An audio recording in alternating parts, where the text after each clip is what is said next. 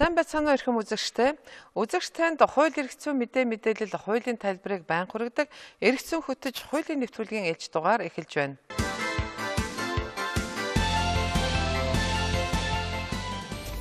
Та бид өөрийн эд зүйлсээ санамсаргүй гээх хааныг газар орхих тохиолдолтой байнга учирдаг.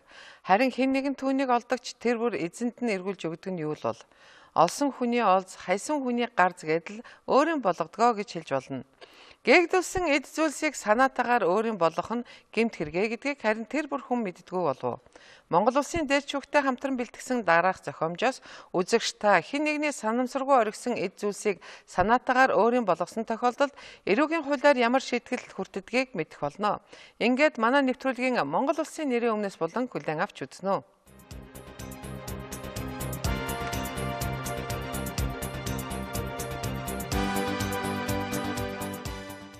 Нөгөөдөө чи би нэг сайхан болсон шүү дээ. Тийм шүү дээ. Балааг нь хасдаг нэр чинь. Тийм үү? Өө. Удаа хасдаг нэр чинь. Ундрахаа махаар сүйд болж илээ цаадлаа. Тийм үү? Бана. Тийм үү. Одоо цаг 3 гэж. За дүүтэй. Шаа найзтай жоо ажилтаа болчихлоо. Тийм үү? Яа ажилтаа болчихлоо. За дараа л бид тогтоо олж идэх. Зүгээр. Төрүүлээ явж зүгээр үстэй тий. За би дараа. За бай.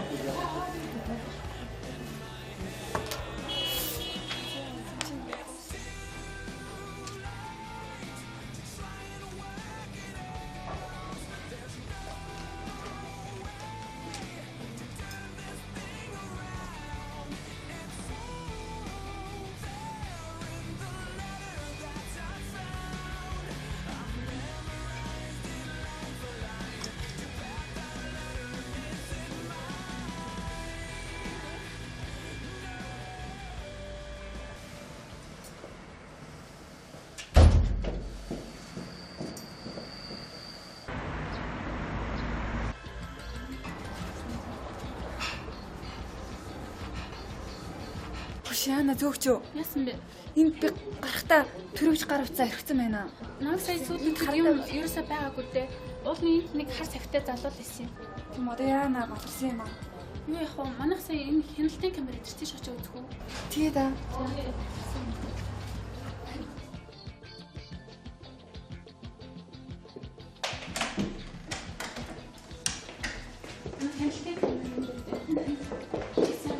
Манай өчтөд сая гар утсаа тэгж орчих юм. Ерөөсөө балуу болсон сайн зүйл байхгүй. Хяналтын камер шүү дээ. За. Хэдэн цаг үлээ? 14 цаг үед юм байна. Саний их удаагүй. Өмнөс Харин удаагүй байхгүй. За. Саний удаа би одоо сайн харж л байсан юм да. Бидний шилдэ хар савт залуу суусан байна. За. Энэ залуу сайн аваад гарлаа харсан. өмнөс гарсан их удаагүй. Тийм. Уг нь бол удаагүй юм байна шүү дээ тий. Удаагүй. За харсан тий. Аваа гарч байна. За би танд гаднах камерын хүчтэй харуулъя. Нахтай зөрөө гарсан залуу. Тийм нөөцтэй чинь яг зөрөө гарсан байна шүү дээ. Тийм биш дээ. Дөнгө саяхан. Машиныхан дугаар марк нь харагдаж байна. Тийм болохоор тийм олд боломжтой. За энэ залуу аваа гарсан байна та. Би тэгээ яах вэ? Юу вэ? Би танд энэ яг бичлэгийг хуулаад өгье. Тэгээ та цагдаа л хандсан дээр. Бичлэгнээс нь ямаа тавта. Харин тийм. Халарсан юм.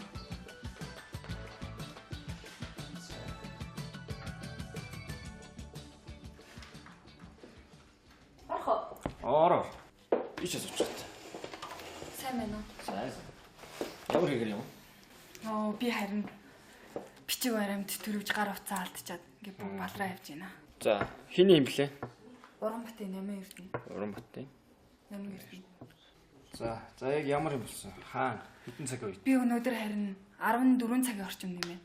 Нэг найзтайгаа Тэнгис гэдэг кафе суусан. Тэгээ гараа явхлаараа гар утас төрөвчөө мартаад буцаа. Тэгээ буцаад ирсэн байдгүй. Гэрч мэдээ тийм юм байна уу? Тэдний харин аз болж хяналтын камертай юм билээ. Тэгээ хяналтын камер дээрээс нь бичлэгийг аваад ирсэн. Аваад ирсэн. Тийм. Энэ үү? Нэг залуу миний яг буцаад орж ирэхээр зөрсөн. Тэр залуу юм билээ. За би үзэтгэе.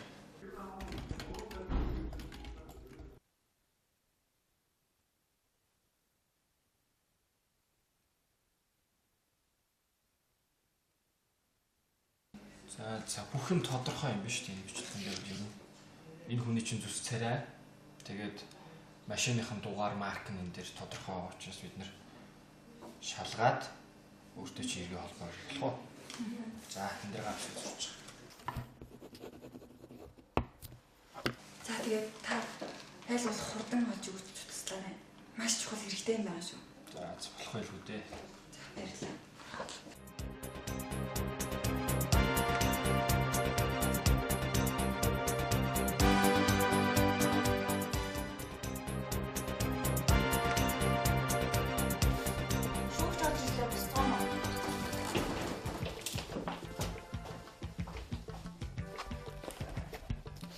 Чингэлтэй дүүргийн шүүхийн эрүүгийн иргэн шүүх хуралдаанаар Чингэлтэй дүүргийн прокуророос эрүүгийн хуулийн тусгай ангийн 151-р зүйл 151 зааснаар яллах дүгнэлт ирүүлсэнийг үндэслэн шүүгдэгч Баттөмөрт холбогдох эрүүгийн шүүх хуралдааныг нээлттэй хэлэлцүүлнэ. Шүүх хуралдаан хийсний мэдээлэл сууж байна. Монгол Улсын нэрийн өмнөөс эрүүгийн байдлаар шийдвэх хуулийн 283, 284, 280 эрүүгийн хуулийн 151-р зүйл алдуулмал, гээгдэл буюу санамсаргүй олдсон эд хөрөнгө завших. 151-ийн 1. Алдуулмал, гээгдэл буюу санамсаргүй олдсон эд хөрөнгийг завшсан бол хөдөлмөрийн хөлсний доод хэмжээг 5-аас 50 дахин нэмэгдүүлсэнтэй тэнцэх хэмжээний төгрөгөөр торгох, эсвэл 1-ээс 3 сар хүртэл хугацаагаар баривчлах ял шийтгэнэ.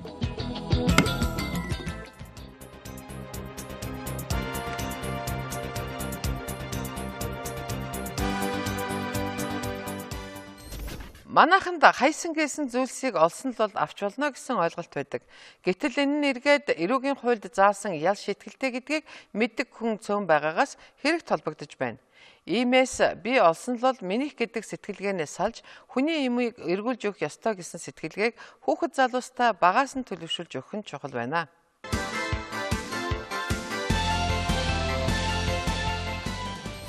Эрх зүйн хөтөч асуулт хариултын булангараа үргэлжилж байна. Эрүүгийн хуулийн 151-р зүйлийн 151-ийн 1-д заасан гээгдэл эд хөрөнгө, алдуулмал, санамсаргүй олдсон эд зүйлс гэж юу хэлдэг юм бол? Эдгээр асуултанд нийслэлийн Баянзүрх дүүргийн шүүхийн шүүгч Пүрвсрэн хариулж байна.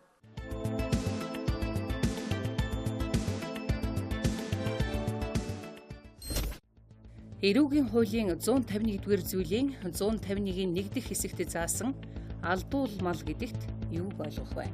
Эрүүгийн хуулийн 151-р зүйлийн 151 заасан алдуулмал гэдэгт юуг ойлгох вэ гэвэл нэгдүгээрт энэ мал нь хүний оролцоогүйгээр ижил сүргээсээ тасарсан байхыг нэгдүгээрт ойлгоно. Хоёрдугаарт бол энэ мал нь тухайн үедээ эзэн нь хэн болох нь мэдэгдээгүй тогтоогдоогүй ийм мал болон шувуу гахаа ийм эдгээр зүйлүүдийг бол ойлгодгоо. Гээгдэл эд хөрөнгө гэж юу хэлдэг вэ?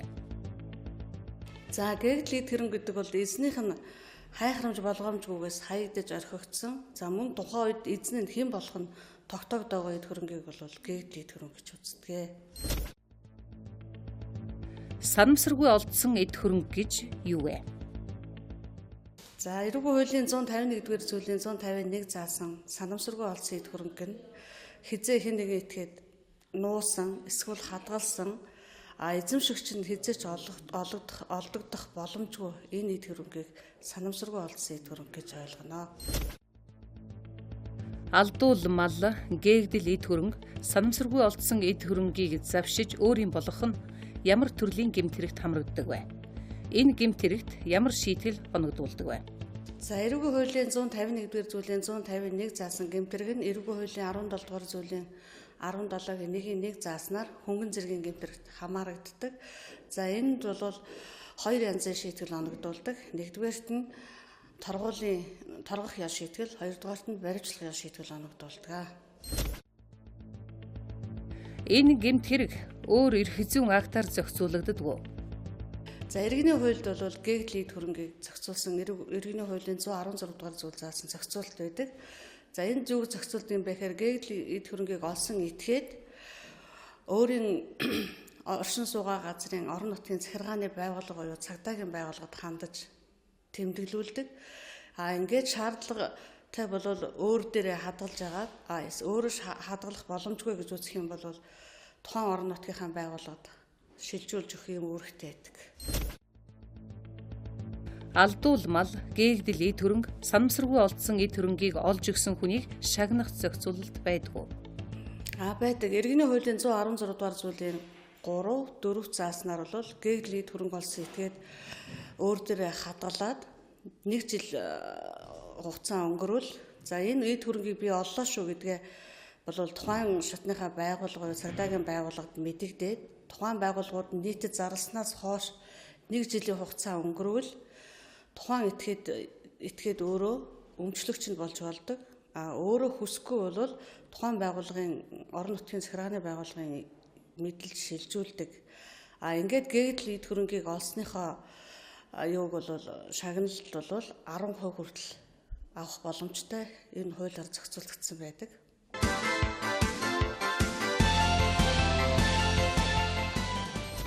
Шорон, хориханг, торон харшаа, аавынх эдгээр үгсээр бид өнөөдөр санаатай санамсаргүйгээр хэрэгжүүлж алдаж гиндэн эрхээ хасуулан ял эдэлж буй хүмүүс байдаг газрыг нэрлэдэг. 10 жилийн өмнө шоронд орсон хүмүүс тураал, сүрийн өвчнөөр нас барлаа гэх мэт хэвлэлээр бичигддэг байсан болооч тэрөө хориханг гэхээр зүгээр л аим шиг нүдэнд харагддаг гэх хүмүүс олон байсан. Тэгвэл өнөөдөр хорихангуудын байдал ямар байгаа бол та энэ талаар мэдээж мэдмээр байгаа биз дээ. Эргэцэн хөтчийн мэдмээр банд болонд анхаарлаа хандуулж бидний бэлтгэсэн дараах сурвалжлагыг хүлээн авч үзнэ.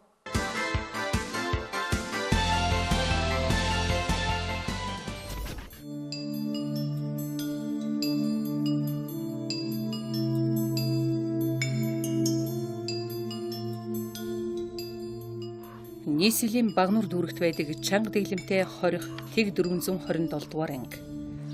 Өнөөдөр энд 18-аас 73 насны 550-аад хоригдл ял эдэлж байна.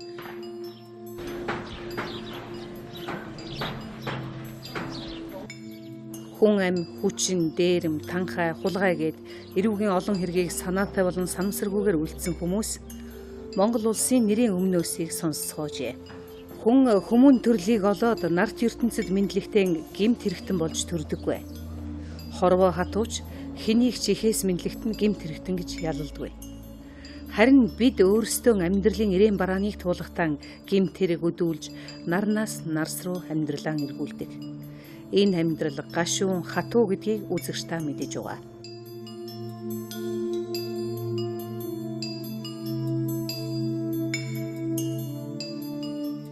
Өнөөдрийн байдлаар 550-аад ялтан ял эдэлж байна. За үүнээс нэг жирийн дэглэмтэй нэг 50-аад ялтан байна. За яг ингээд байрны багтаамжаар аваад үзэх юм бол бас багтаамж бол одоо сэтгцэн явж байгаа. Байрны маань багтаамж өнөөдөр 416 оны багтаамжтай. Тэгээ цаана нэг бас нэг 50-60 хүний даац илүү явна л гэсэн. Бас мэдэрийг олсон уу? Үгүй.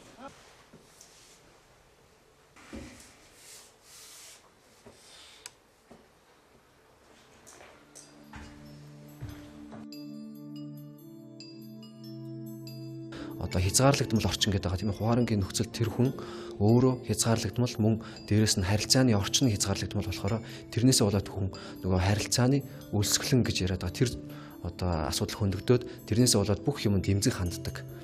Энд байгаа одоо тэр харилцааныгээд байгаа зүйл маань болохоор бусад хүмүүстэйгээ одоо жоохон өчүүхэн зүйлээс болж одоо үл ойлголцох тэгээд тэрнээсээ маргалдах авалмаар одоо тэрийг буруу аргаар шийдчих гээд байх. Одоо тийм эрсдлүүд бий.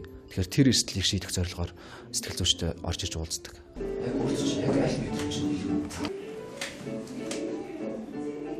одоо доотлол тайлбарууд хэлж бичсэн байгаа юм тийм. Тэгээд өөрөөр илэрлэлээр нь бичсэн байна.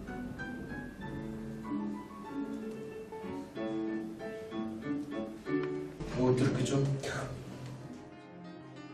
Хориг төстөд тулгарч байгаа нийгэм сэтгэл зүйн болон орчны хүчин зүйлсээс шалтгаалсан бэрхшээлийг даван туулахад дэмжлэг туслалцаа үзүүлэх.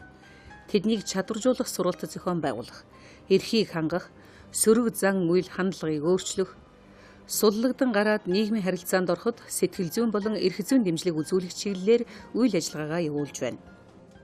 Тэнийг ажтаас орно 8 хүмүүс мөр байна уу? Энэ дандаа нөгөө хотлын шилдэг брэнд үстэй. Тэгэхэд энэ хүмүүс болохоор ерөөсөл ганц брэнд энэ тийм. Гомцсон. Энэ бол тэр хүмүүсийн зөвхөн тэр хүмүүсийн ганцхан байдаг брэнд. Хувцас байна, хоол байна, утал байна.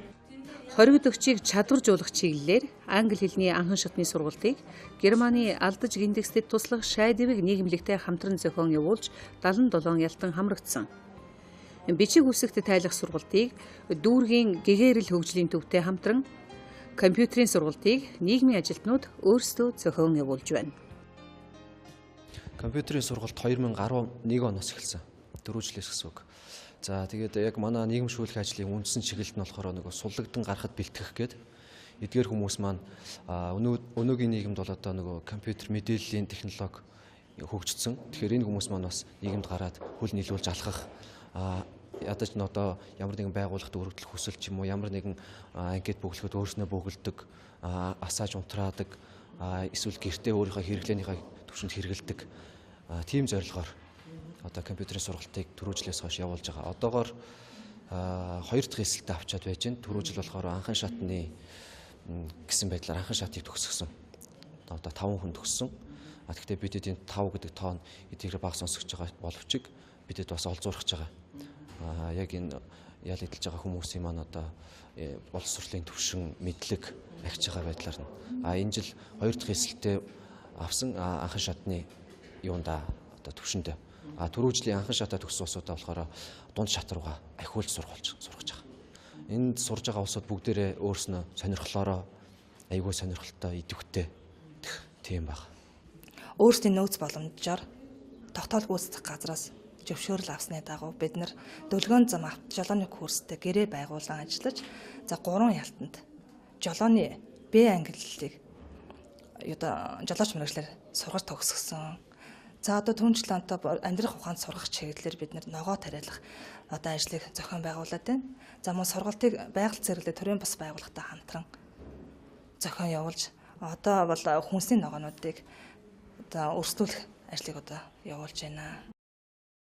Байгаль зэрэглээ төрийн бас байгууллагатай хамтарч 30 алтныг бол энэ сургалтанд мод тариалах болон энэ өрсөлдөлгөө ногоо өрсөлдүүлэх сургалтанд хамруулж сертификатжуулаад тэгээд төгссөн хүмүүсээ ангидаа ингээд ногоо тариалах энэ амьдралын бүсэд мод тариалах, жимсний мод тариалах ажлуудыг энэ төгссөн хүмүүсрээ хийлгэж байгаа. Ангийнхаа хүлэмжинд тариалж хүнсний ногоонд хэрэглэх мөн эндээс гадуур талбайд бас тарих ногооны өрсөлдөхнүүд бас хийгдэж байгаа. Ер нь бол энэ хорхонгид ял эдэлж байгаа хоригдогчдын дунд бол одоо мэрэгжил боловсралгүй хүмүүс бол маш хэмжээгээр орж ирж байгаа.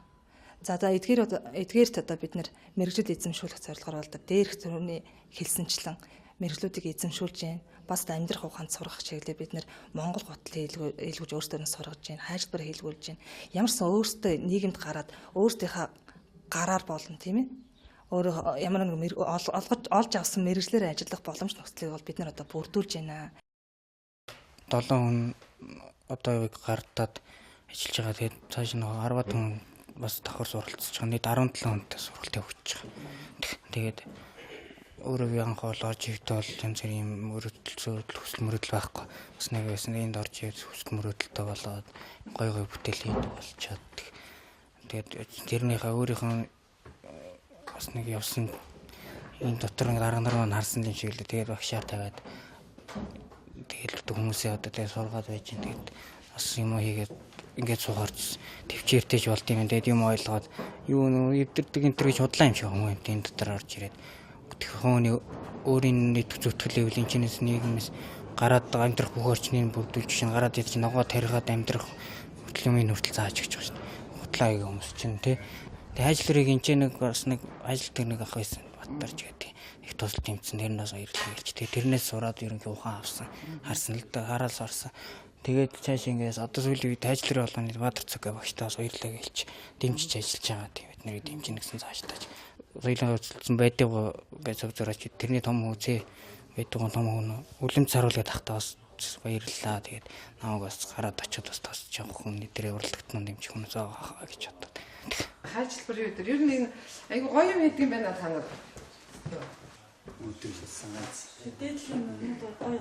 Цохон цаал зурсны дараа нь ажиллаж.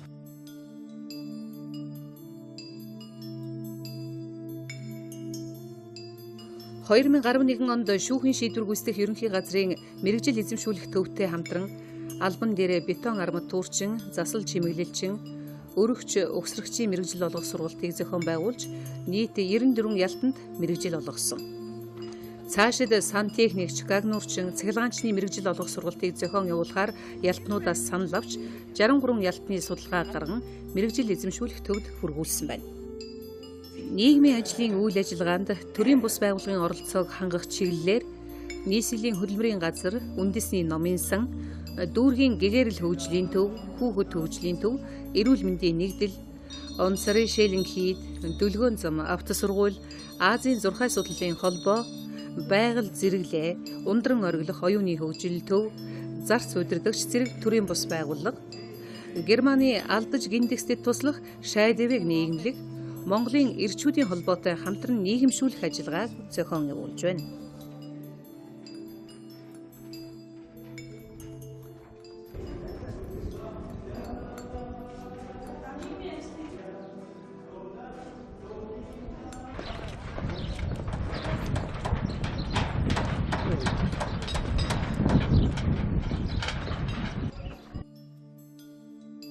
Өнөөдрийн 20 ангиудын ерөнхий дүр зургийг 10 жилийн өмнөхтэй харьцуулахад их өөрчлөгджээ. Хоригдлуудын байр, хоол, ажил төрөл, олон нийтийн арга хэмжээнд хамрагдах байдал зэргийг тэртех олон жилийн өмнөхтэй бас харьцуулан харлаа. Олон улсын байгууллагууд ч шүүхийн шийдвэр гүйцэтгэх байгууллагуудтай хамтран ажиллаж, алдаж онсон аавын хүүхдүүдэд ухаарал хайрлаж байгаа дүр зургийг ч энэ удаач бас харлаа. 12 онд шүүхийн шийдвэр гүйцэтгэх ерхий газраас үйлдвэрлэлийг дэмжих чиглэлээр манай албан хорхон ангийг төшөглөөд тоосны үйлдвэр байгуулах энэ асуудлыг шийдээд эхнээс өрөө мөнгөний шийдэгдээ явж байна. За манайх бол яг 2001 онд Нашиг мултмлын газраас шаврын орд эзэмших лиценз зөвшөөрөл авчихсан. Яг энд үйлдвэр байгуулж чадахгүй тодорхой хугацаа өнгөрсөн. Энэ асуудал энэ жил бол биелэлээ болж байна. Ямар ч байсан энэ жилдээ багтаад тоосны үйлдвэр лижвэрэн ашиглалтанд орно.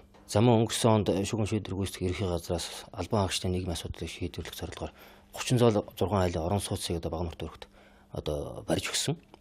Тэндээс ерхий газраас хөрөнгөний асуудлыг шийдсэн. За бид өөрсдөө албан хаагч шалтныхаа хүчээр энэ орон сууцаа бол барьж сая энэ 12 оны 2 сарын 20-нд ашиглалтанд өгсөн баг.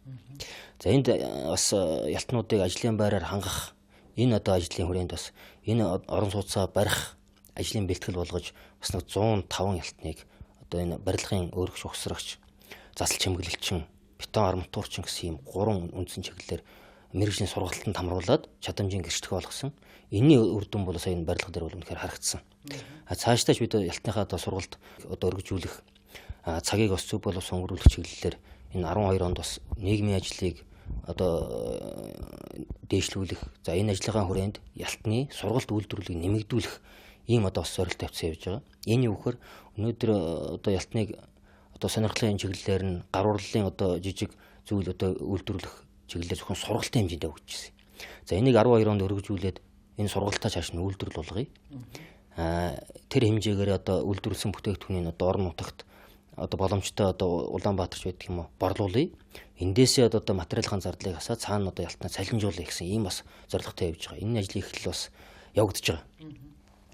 За мөн бидний бас өмнө тавьсан зорилго бол нэг жишг хорих анги болох хөтөлбөр гэдэг энэ хөтөлбөрийг гаргаад хэрэгжүүлээд 2 жил явж байна. Энийгээ бид нэг 2 үе шаттайгаар за 2012 оныг дуустал, за 11 дэх үе шатна, 14 оныг дуустал 2 дугаар үе шатна хэрэгжихээр ингээд үндсэндээ бол энэ 12 онд бол бидний тэр хөтөлбөрийн 1-р эхний үе шат хэрэгж дуусах юм. Тэгэхээр бид ямар ч байсан өөрсдөө хэмжээнд эхнийхээ үе шатын зорилтыг ер нь баг биелүүлж явж байгаа.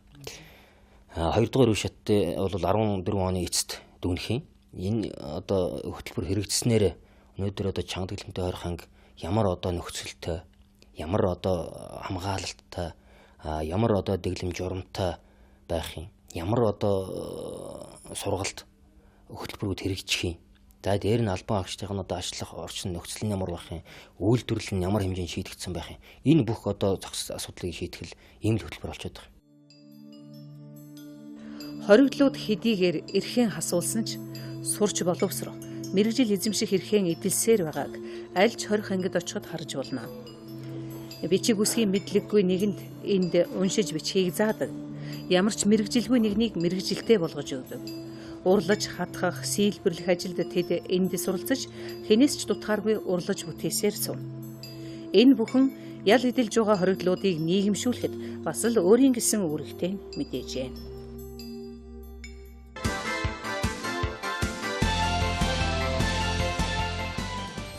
Эргэцэн хөтөч мэдмээр байна булангаараа таны мэдхийг хүсэж байсан сэдвийг хөндлөө. Хачир чимэггүйгээр 20 ангийн өнөөдрийн өнгө төрхийг үзүүллээ. Өөр мэдмээр зүйл байгаа бол бидэнд хандаарай. Хизээд туслахад бэлэн. Ингээд замын цагдаагийн газартай хамтран бэлтгэдэг зогс булангийн хуудасаа эргүүлээ. Нийтийн эзэмшлийн замаар хүнд даацын ачааны автомашинууд явснаар шинээр тавьсан болон засвар шинжилэлт хийгдсэн замууд жилийн нүр үзэлгүй эвдэрч цөмөрч байна. Үүнтэй холбогдуулан замын цагдаагийн газраас ямар арга хэмжээ авч ямар ажил зохион байгуулж байгаа талаар зогс булан хүргэнэ.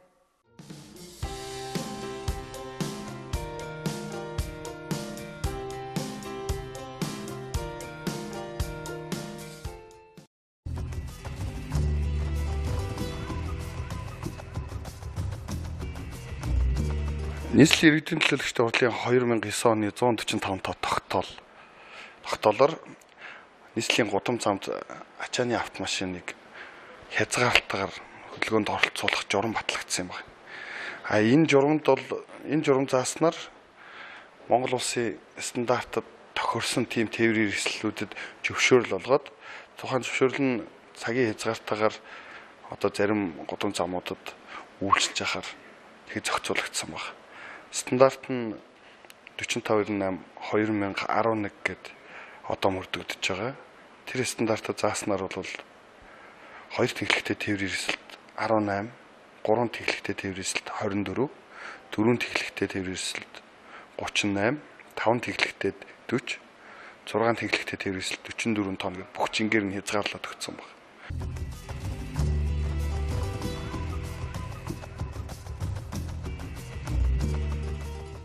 Одоо энэ хожаагийн тэргүүлээд юм уу хааны Япон тэргүүлээд дандаа одоо өндөр даацын 40 50 тонны даацтай тэргүүлээд одоо мөвдөж байгаа шүү дээ. Ер нь бол хүнд даацсан машин явуулахгүй байх жирэн зөв л дөө.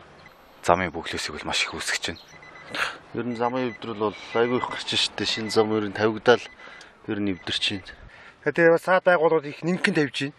Замыг ерөөсөө гээд нэгэн тавиад хаш замд исэхгүй штэ. Одоо тэгээд хотын төв рүү том машинд бол яа харахгүй орж ирэх шаардлагатай штэ. Уг нь бол машинууд их даацын замыг л тавьж өгмөр шүү. Зориултын зам.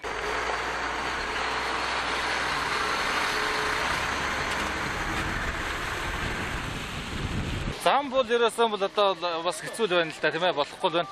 Тэгэл том даацын зам ангийн том машинууд шөвж байна. Уурхай алтан уурхай том машинууд шөвж байна. 70-80 тонны жинтэй ч том машин ирээд зам дээр зогсоод дугуй награал дугуйгаан данхраадах гал том данхраадах гэж ирээд данхраадах нөгөө даахгүй данхраа цөмрөөл зам цөмрөөл ингээд орж байгаа байхгүй улаан цайм. Тэр чинь тэгэхээр тэр замыг эвдээ сүйтгэжээ тэгээ яваад гэж байгаа байхгүй.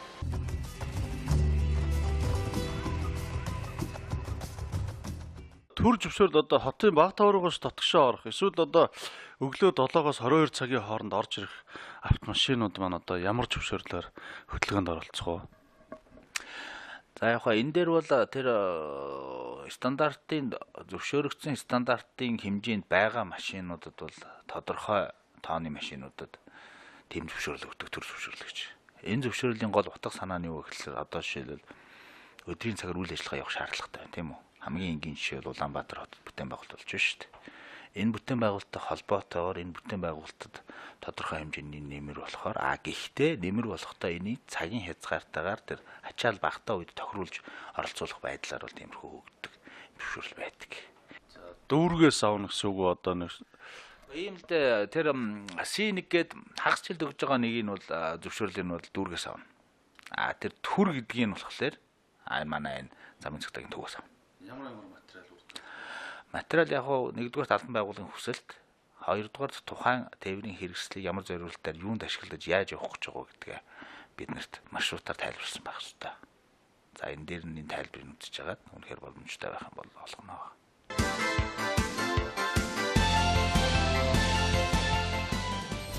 Эргэцэн хөтөч энэ удаагийн дугаараа улсын дээчвэх шүүхийн шийдвэр гүйцэтгэх ерөнхий газар замын цагдаагийн газартай хамтран бэлтгэлээ.